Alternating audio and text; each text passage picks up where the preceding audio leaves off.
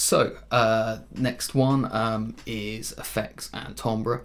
So we're going to kind of look at timbre tone in terms of playing the instrument itself. There's something kind of nicely circular about this. Looking at tone, which is kind of one of the fundamentals with an acoustic instrument is you know, the tone of what you're playing, and effects, which is kind of the other end of the scale and very much of the electric stuff, and particularly guitar.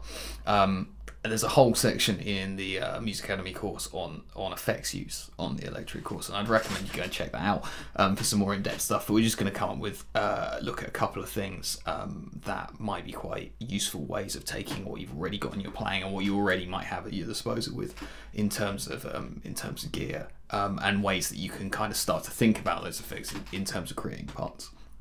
You have to excuse me if I keep glancing down because there's a board down here next to me which I'm fiddling with much more when we get onto the effects in a minute. First, so let's just quickly talk about kind of timbre and tone.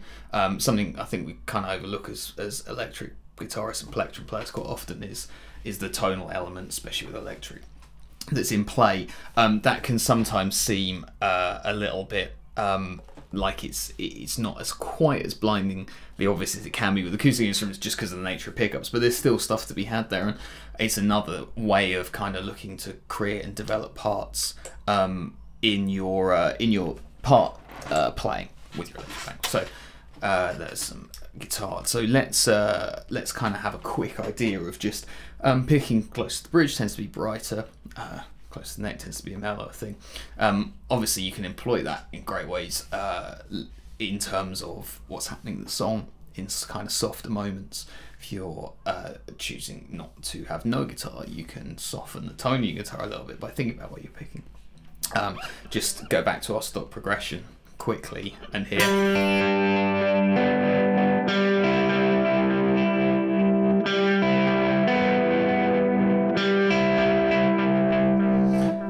Quite a bright tone if we take it down to here.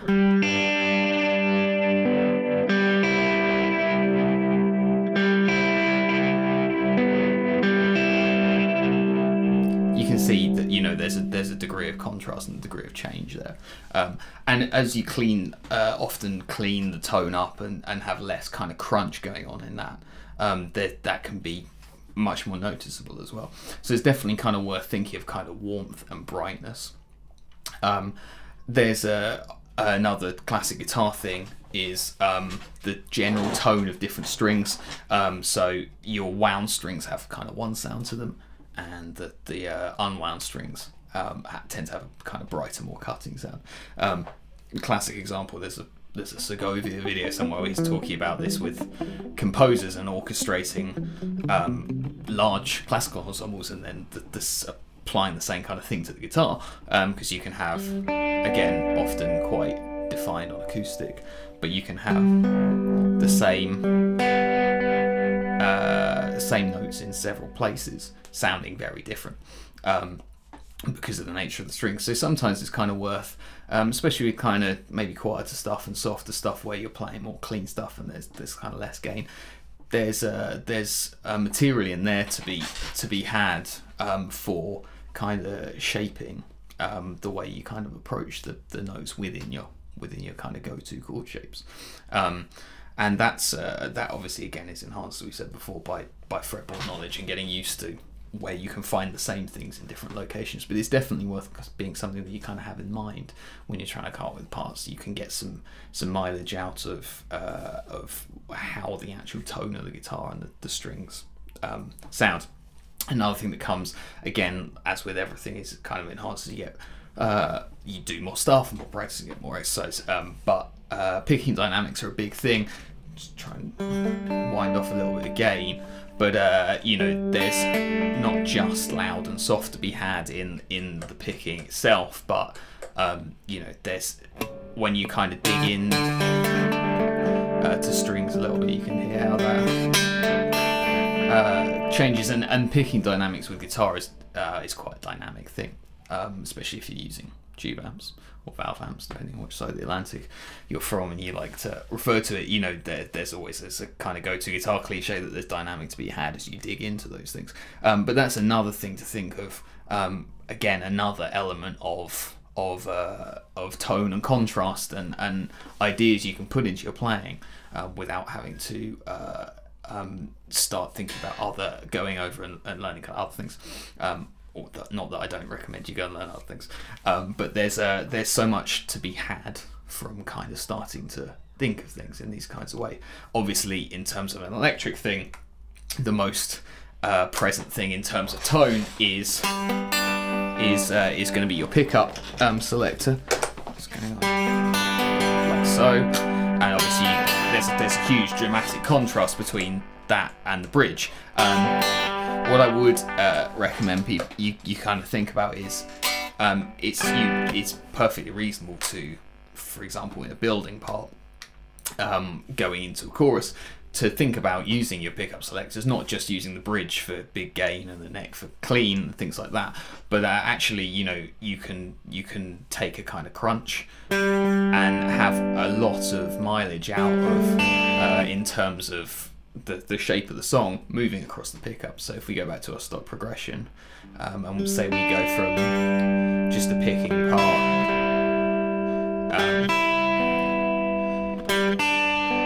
like that, and say that, you know, that's building into the chorus.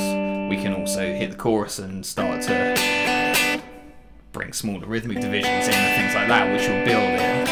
But you can hear when we then go kick it over to the bridge, you get another dynamic lift. So there's the actual tone and timbre element in terms of creating parts out of it. There's stuff to be had in your pickup selector like that as well.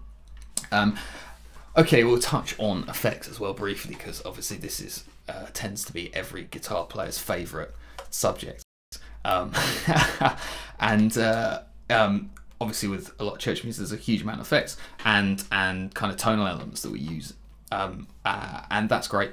I think in terms of approaching it, it's really helpful to kind of think about what are the effects for, what are you trying to portray, rather than just going, I've got a gain patch, it's big gain patch, I've got this, I put this on for this. Those are kind of great starting points and kind of reference points, but there's, in terms of creating parts out of the material you've already got, and any board stuff that you use down on the floor, you know, with church music, with congregational stuff, it's a good thing to think about what are we portraying with lyrics, and what is the purpose of what's currently happening in the song, and so it's good to kind of think about what you want to employ to do different things and how they tie in with the part of your playing. As you're playing and you feel you're trying to create one ambience, what effects are going to enhance that, and when you move to another, what effects are going to create and establish the kind of context of that you're trying to do. Great thing to think about is obviously contrast, the typical thing being going from clean to gain, but you know, using the same part, just for example, even just rolling off a little bit.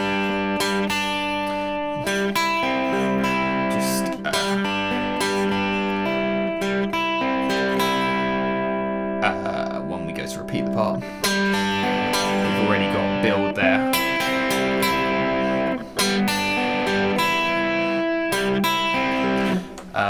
Just by kind of being aware that we can create lift and increase it through adding in some gain and that kind of thing. I like to use modulations and tremolos to kind of create builds and parts. You know, if we go back to we're talking about the effect of one chord per bar playing earlier when we were looking at those parts,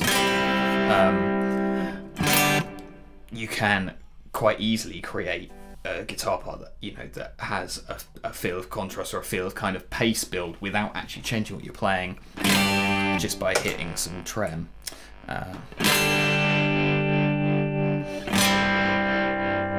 So you've already got some movement in there. You can use your big heavy trems like that, which is often quite nice, like in halftime sections and bridges and things. You know, when you've got heavier parts, you can get a lot of weight and a lot of bulk by sometimes even just keeping, you know, something like a chord per bar, hitting kind of heavier trem, that kind of throbbing sound will create shades and colors in your part without you actually changing anything here, but kind of using it as a way of increasing another kind of color element to your playing.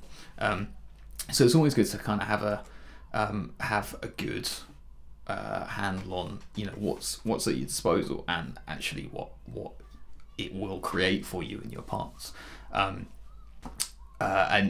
learning to keep those parts succinct is always great in terms of what gain is too much gain. You know, in a lot of church music there's a lot of layered guitar parts, and you want to find the kind of sweet spot where there isn't too much, so you retain the clarity, and so you're not treading on toes and creating kind of mush, when there are lots of other instruments which can be the case with this kind of music where there's a lot of layered parts. Big reverbs and delays, wet effects, you know, can need space in your playing. If you're relying on something that's got a lot of rhythmic subdivisions, if you've got too much wet going on, which, you know, can sound great, but you can very quickly overcrowd it and wash it out, and you don't want to end up with just stuff that becomes kind of noise. So it's a case of maybe sitting around and playing around with those things and learning where those kinds of good spots are with the gear that you tend to use. But again, starting to kind of see it as something that you can build and create parts out of when you're playing off a set of chords on a chord sheet. You know, bringing in certain things at different times can create different feels and different things by using often the similar amount of material or stuff from the kind of same source material, as you can be using in different sections by stepping on a box. So that is, hopefully that all for the fourth time makes sense.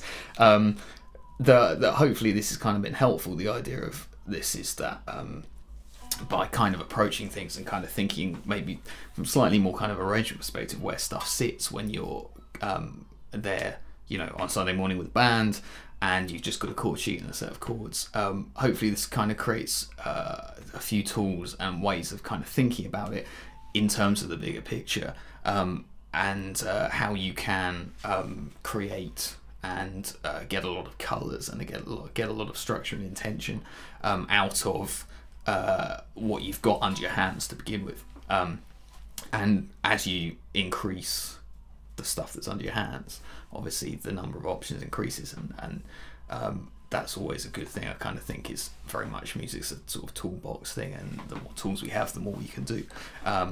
But hopefully that's been helpful in maybe getting your brain thinking about some new ways to look at what you've got, and sort of understanding how we can kind of build and structure stuff in the wider context of what we're playing with. Thank you for watching. I hope it's been relatively helpful for you, and yeah, enjoy. Thanks.